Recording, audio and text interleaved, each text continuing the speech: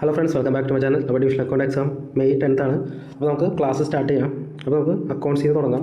അപ്പോൾ നമുക്ക് ഇന്ന് ഇൻട്രൊഡക്ഷൻ ഓഫ് അക്കൗണ്ടിങ്, ഇത് സിമ്പിളാണ്. ജസ്റ്റ് നമുക്ക് ഈസി ടോപ്പിക്കാണ്, ചിലപ്പോൾ ഒരു 3 മാർക്കിനാണ് ഇതിന് ചോദിക്കുന്നത്. അപ്പോൾ നമുക്ക് ക്ലാസ് സ്റ്റാർട്ട് ചെയ്യാം. അക്കൗണ്ടിങ് നമുക്ക് ബേസിക് ഡെഫിനിഷൻ ആണ്. Accounting is the process of recording, classifying, summarising and interpreting of financial transactions to provide information that is useful for decision making.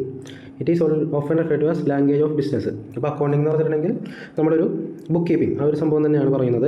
അപ്പോൾ എന്തിനാണ് നമ്മൾ അക്കൗണ്ട് ചെയ്യുക? Need for accounting to keep systematic record of financial transaction, to determine financial position of the business, to provide information for decision making, to legally compliant ചെയ്യാൻ, പിന്നെ നല്ലൊരു performance, ഇപ്പോൾ ഒരു കമ്പനിയുടെ ഒരു വർഷത്തെ പ്രോഫിറ്റ് ആൻഡ് ലോസ് ഒക്കെ അനലൈസ് ചെയ്യാനൊക്കെ അക്കൗണ്ടിങ് ഹെൽപ്ഫുൾ ആണ്.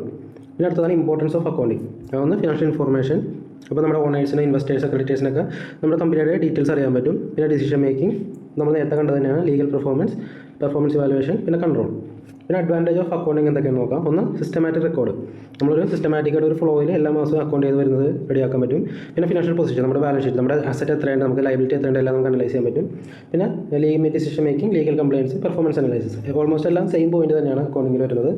പിന്നെ book keeping versus accountancy. Book keeping എന്ന് പറഞ്ഞിട്ടുണ്ടെങ്കിൽ നമ്മൾ ജസ്റ്റ് റെക്കോർഡ് ചെയ്യാൻ മാത്രമേ ഉള്ളൂ. ഇപ്പോൾ ഒരു ട്രാൻസാക്ഷൻ നടക്കുമ്പോൾ ആ റെക്കോർഡിംഗ് മാത്രമാണ് ബുക്ക് കീപ്പിംഗ് എന്ന് പറയുന്നത്.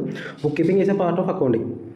അക്കൗണ്ടൻസി എന്ന് പറഞ്ഞിട്ടുണ്ടെങ്കിൽ അതൊരു ബോർഡർ കൺസെപ്റ്റാണ്. ആ ബുക്ക് കീപ്പിങ്ങിൻ്റെ ഡാറ്റ തന്നെ അത് പിന്നെ classifying, summarising and interpreting of financial data, അതാണ് അക്കൗണ്ടൻസി എന്ന് പറയുന്നത്.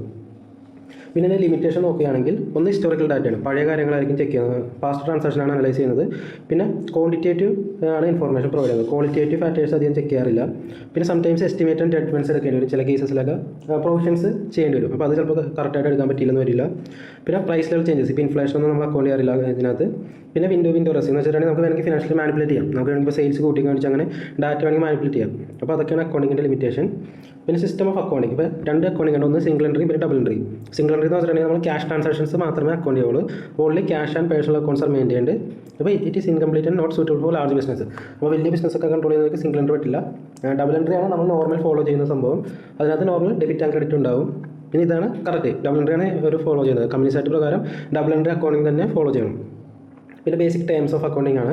ഒന്ന് നമുക്കറിയാം അസറ്റ്. അപ്പോൾ കമ്പനിയുടെ അസറ്റ് എന്തൊക്കെയാണുള്ളത്? ക്യാഷ്, ഇൻവെൻട്രി, മെഷീനറി ഒക്കെ നമ്മുടെ അസറ്റാണ്.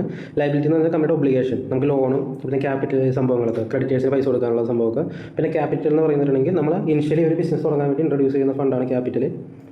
പിന്നെ ഉള്ളത് റവന്യൂ. റവന്യൂ എന്ന് വെച്ചാൽ ഒരു കമ്പനിയുടെ നോർമൽ ബിസിനസ്സിൽ നിന്ന് കിട്ടുന്ന സെയിൽസിൻ്റെ വരുമാനത്തിനാണ് റവന്യൂ എന്ന് പറയുന്നത്.